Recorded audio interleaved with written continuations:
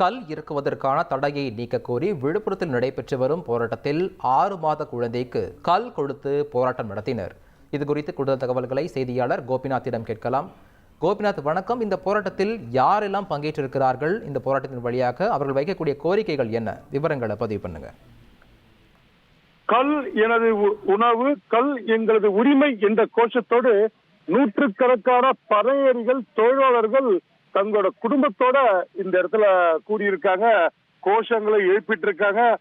இந்த இடத்தை பொறுத்த வரைக்கும் பாத்தீங்கன்னா பனையேறி தொழிலாளர்கள், அதாவது தமிழ்நாடு பனையேறும் தொழிலாளர்கள் பாதுகாப்பு இயக்கம் மற்றும் தமிழ்நாடு கல் இயக்கம் ஒருங்கிணைப்புல நல்லசாமி, அதன் தலைவர் நல்லசாமி தலைமையில கல் விடுதலை மாநாடு என்ற பெயர்ல இங்க மாநாடு தொடங்கி இருக்குங்க.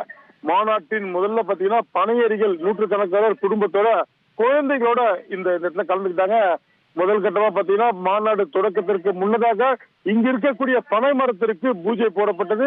மரத்துல ஏற்கனவே கட்டி வச்சிருந்த பானையில கல்கள் இறக்கப்பட்டு முதல் கட்டமா பாத்தீங்கன்னா முதல்ல 6 மாத குழந்தைக்கு கல் உணவு சிறந்த உணவு என்பதை எடுத்து காட்டுவதற்காக 6 மாத குழந்தைக்கு முதல்ல கல் கொடுத்தாங்க.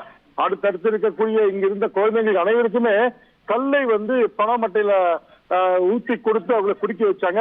இவங்களோட கோஷம் கல் எங்களது உணவு, கல் எங்களது உரிமை என்ற கோஷத்தை முன் வச்சு இந்த போராட்டத்தை தொடங்கினாங்க. அதே போல தற்போது கல் இயக்க தலைவர் நல்லசாமி பேசி முடிச்சிட்டாரு. அடுத்தது நாம் தமிழர் கட்சியின் ஒருங்கிணைப்பாளர் சீமான் வந்திருக்காரு. அவருக்கு அடுத்த கட்டமா பேச போறாரு. இவங்களோட கோரிக்கை கல் இறக்க தமிழ்நாட்டில் அனுமதி வழங்க வேண்டும். அதே போல இது சார்ந்த விஷயங்களை தொடர்ந்து பேசிட்டு இருக்காங்க. இன்னும் சற்று நேரத்துல நாம் தமிழர் கட்சியின் ஒருங்கிணைப்பாளர் சீமான் பேச போறாரு. அந்த காட்சி தான் பார்த்துட்டு இருக்கோம்.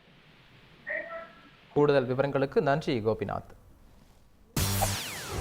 செய்திகளை உடனுக்குடன் தெரிந்து கொள்ள உடனே சப்ஸ்கிரைப் பண்ணுங்க.